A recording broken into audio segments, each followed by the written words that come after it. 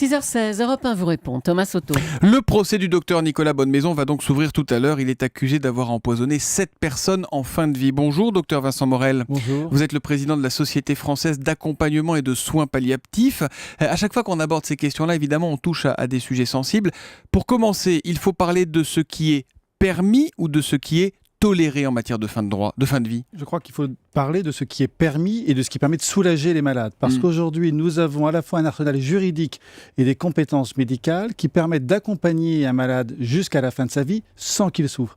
Et je crois que c'est les éléments fondamentaux qu'il faut dire, c'est qu'aujourd'hui, grâce à la loi Leonetti, grâce au progrès des soins palliatifs, un malade qui arrive au terme de sa vie est soulagé, et il faut rassurer aussi les familles pour dire qu'elles seront accompagnées de façon à ce qu'elles puissent être avec leurs proches qui arrivent à la fin de sa vie. Mais ça, c'est simple comme un texte de loi. La réalité, elle est souvent plus compliquée. On le voit et on va le voir encore devant la cour d'assises. Il n'est pas question de faire le procès avant l'heure, mais quand même, on est toujours dans cette zone grise, en quelque sorte, où on ne sait pas trop ce que veut. Est-ce que le patient peut encore exprimer ses volontés ? La réalité, elle peut apparaître compliquée, mais l'application des textes de loi, l'application des bonnes pratiques de la médecine permet de trouver les solutions. C'est ce que je fais moi au quotidien. Lorsque je rencontre un patient, il m'exprime 3 craintes. La peur de souffrir, la peur de ne pas être écouté et la peur de subir l'acharnement thérapeutique. Et grâce à la loi Leonetti, je peux lui dire que je vais répondre à ces 3 craintes. Je vais le mettre en permanence au cœur des décisions qui le concernent. Soit il peut s'exprimer, et là c'est simple, je n'ai qu'à suivre ce qu'il me demande. Soit il ne peut plus s'exprimer à cause de la maladie. Et à ce moment-là, je peux lui dire que je lirai ses directives anticipées, que je consulterai sa personne de confiance et que je consulterai sa famille. Donc là, il va être rassuré en sachant qu'il sera au cœur des décisions. Elle est bien faite, cette loi Leonetti, là ou est-ce qu'il faut en redébattre et fixer de nouvelles règles ? Cette loi, elle est très bien faite parce qu'ensuite, elle va permettre au malade d'être assuré qu'il sera soulagé. La loi Leonetti oblige le médecin à soulager le patient. Et nous avons aujourd'hui tous les traitements pour soulager un patient. Nous n'avons pas besoin de provoquer le décès du patient pour qu'il soit soulagé. Donc ça, c'est le deuxième élément de la loi.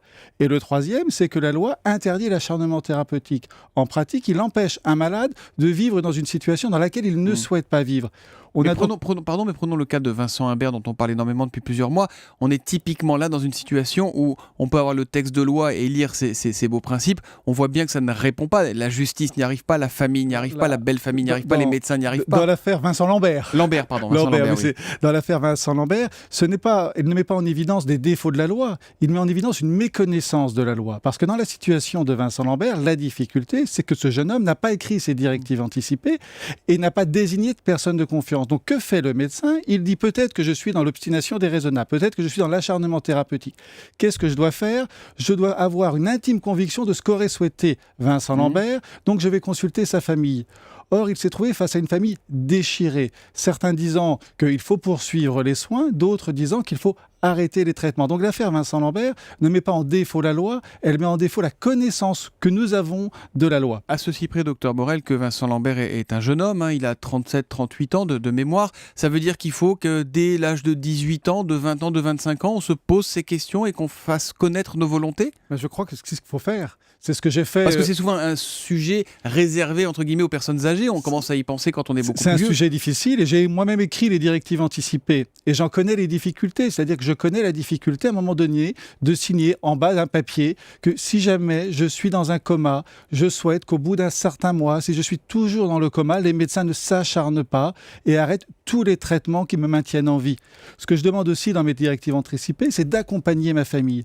Mais les directives anticipées, c'est fondamental pour 2 choses. À la fois pour soi-même, parce qu'on est capable de dire ce que l'on souhaite, mais c'est aussi important pour la famille, parce que je pense que ça enlève un poids à la famille de devoir dire, de devoir s'impliquer trop dans l'histoire. Donc quand je les ai écrits, j'ai pensé à la fois à ma propre situation, mais j'ai également pensé à mes proches pour éviter qu'un drame humain se surajoute un drame familial. Alors ces directives anticipées, il suffit de les écrire sur un papier libre. Il faut que ce soit manuscrit, j'imagine. Voilà, il faut que ça soit manuscrit, donc il suffit de prendre un papier, d'écrire, de les dater parce qu'elles sont valables 3 ans, et puis de dire voilà, moi Vincent Morel. C'est valable 3 ans, ça c'est important. important. Valable 3 ans. Donc il suffit de dire moi Vincent Morel, si à la suite d'une maladie ou d'un accident je suis dans le coma, voilà ce que je souhaite. Donc on l'écrit, on signe, on les donne à son médecin traitant, on les met dans ses papiers, comme un peu sa carte de donneur pour le don C'est ça, d'organes. l'idée c'est d'avoir dans son portefeuille une carte comme on a son groupe sanguin, on peut avoir... Voilà, donc moi je plaiderais par exemple pour que ces directives anticipées, comme la personne de confiance, soient sur la carte vitale, c'est-à-dire facilement accessible. On a un tweet de Catrouz avec le hashtag un matin qui nous dit: le site riponline-com permet de laisser ses volontés. Est-ce que ça c'est valable? Est-ce que d'aller exprimer ça sur un site internet a une quelconque valeur légale? Je ne connais pas ce site. Moi non plus. Ce qui est intéressant, c'est de dire ce que l'on souhaite. Et le médecin, lorsqu'il va devoir prendre une décision compliquée, c'est ce qu'il va faire. Il va essayer d'avoir son intime conviction. Donc il va consulter toute l'équipe médicale, il va consulter toute la famille. Et quand je dis qu'il consulte toute la famille, c'est qu'il doit consulter toutes les personnes qui auront à dire quelque chose. Et si jamais je les ai écrits sous une forme ou sous une autre, bien sûr que comme médecin, je prendrai compte de tout ce qui a été dit et écrit. Après, on sait qu'il y a encore une majorité de Français qui n'ont pas fait part de leurs vœux, de leurs souhaits dans ce genre de situation. On a l'impression que l'euthanasie, en fait, elle se pratique en toute discrétion dans le secret des chambres d'hôpitaux et que de temps en temps, il y a un médecin qui se fait prendre ou une affaire qui devient médiatisée et qu'on en reparle. C'est ça la réalité aussi? Non, la réalité, quand on regarde le passé, c'est qu'aujourd'hui, il y a beaucoup moins de gestes d'euthanasie réalisés en France grâce à la loi Leonetti. On sait combien il y en a, des sauvages, des illégales ou pas? Le rapport de l'INED a montré qu'il y avait à peu près en France 3000 euthanasies clandestines. Un chiffre de comparaison, c'est par an. Pour comparer, en Belgique, pays qui a dépénalisé une loi sur l'euthanasie, il reste encore 1500 euthanasies clandestines. Ça veut dire qu'en France, en gros, on va dire que 0,6% des décès sont liés à des euthanasies clandestines.